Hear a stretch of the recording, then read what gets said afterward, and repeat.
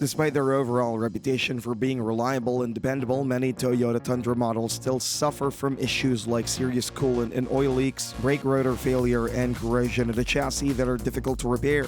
In addition, since these and other failures and defects on Toyota Tundra trucks made over the past few years often cost several thousands of dollars to repair, you might be better served by purchasing one of the Tundra's main competitors, such as the late model Ford F-150 or GMC Sierra instead. Keep watching as we count down the 7 top reasons why you should not buy a Toyota Tundra.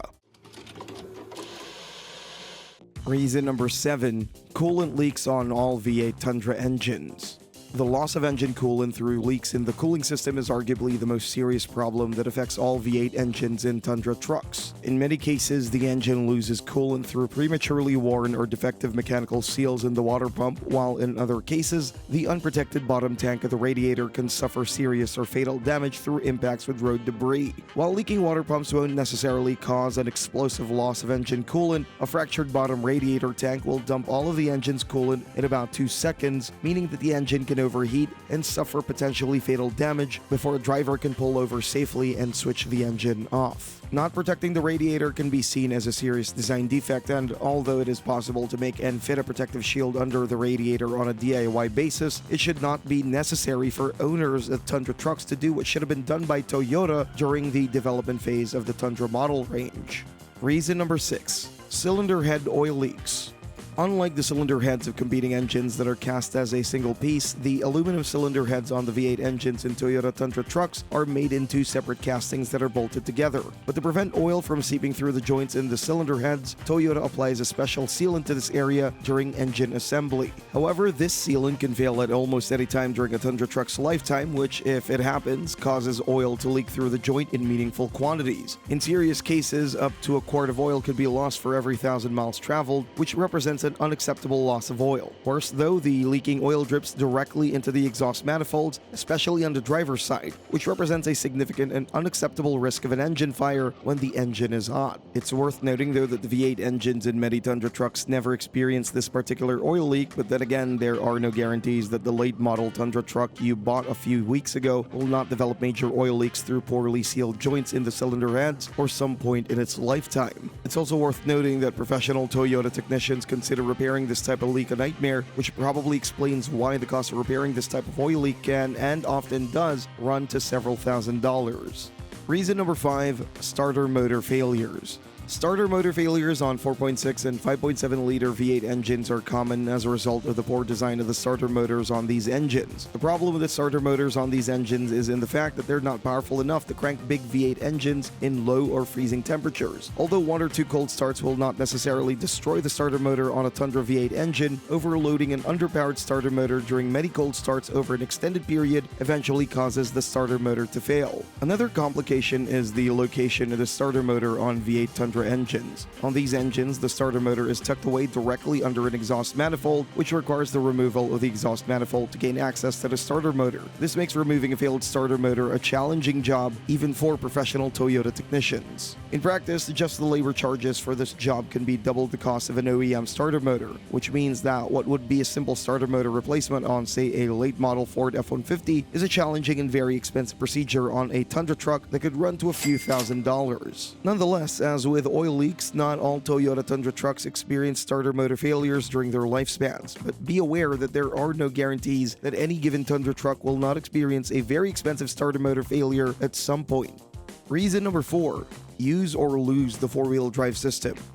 Although the 4-wheel drive system on Tundra trucks can be considered ancient technology, the fact is that the 4-wheel drive system on Tundra trucks has a well-deserved reputation for dependability and robustness. However, this dependability is only guaranteed if the 4-wheel drive system is used regularly. The problem with the system is that the electric motors that engage and disengage the 4-wheel drive system tend to seize up if they're not used for extended periods, which if they do seize up, renders the 4-wheel drive system inoperable and useless, which can be a major inconvenience in some situations, to say the least. Of course, many Tundra trucks never see dirt or gravel roads, much less driving conditions that require 4-wheel drive. However, if you are thinking of purchasing a used late model Tundra truck with a 4-wheel drive system to enjoy the outdoors, you'd be well advised to make sure that the 4-wheel drive system on the truck is in good working order before you buy it, because repairing the 4-wheel drive system could run into several $1,000s.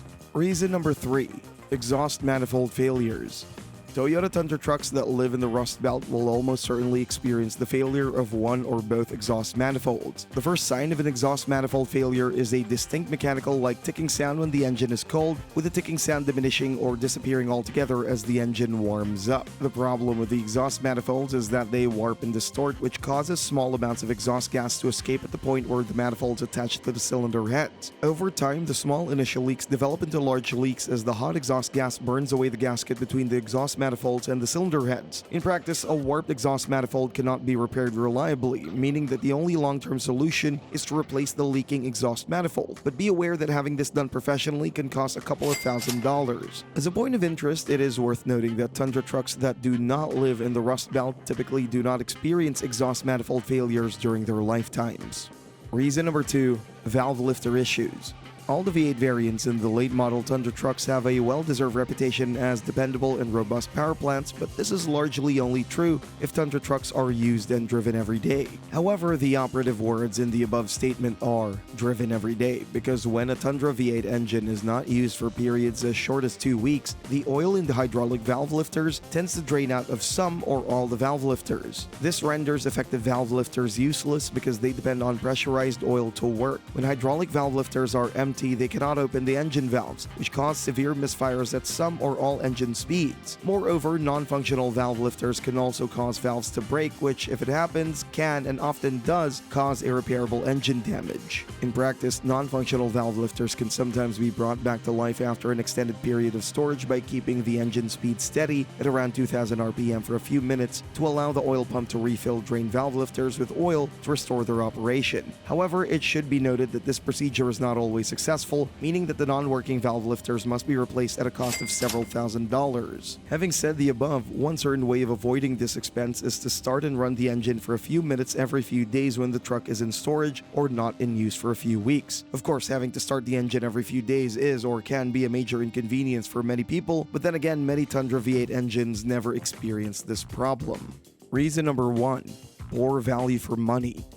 With prices ranging between $39,965 for the base Tundra SR and $61,775 for the top-of-the-line Tundra Platinum model, one would expect that the Tundra model range's creature comforts would be at least on par with those of its competitors. For example, some of the Toyota Tundra's direct competitors, such as the Ford F-150, offer a towing capacity of 14,000 pounds, as opposed to the Tundra's towing capacity of only 12,000 pounds. However, for many buyers of large pickup trucks, towing capacity is less important than creature comforts, so it's worth noting that for about the same price, you could buy the latest Ford F-150 that comes with heated rear seats and even massaging front seats. There are other examples like the latest GMC Sierra 1500 that offers both ventilated and heated front seats, and wireless device charging is standard, while wireless charging is only available as an option in the latest Tundra model range.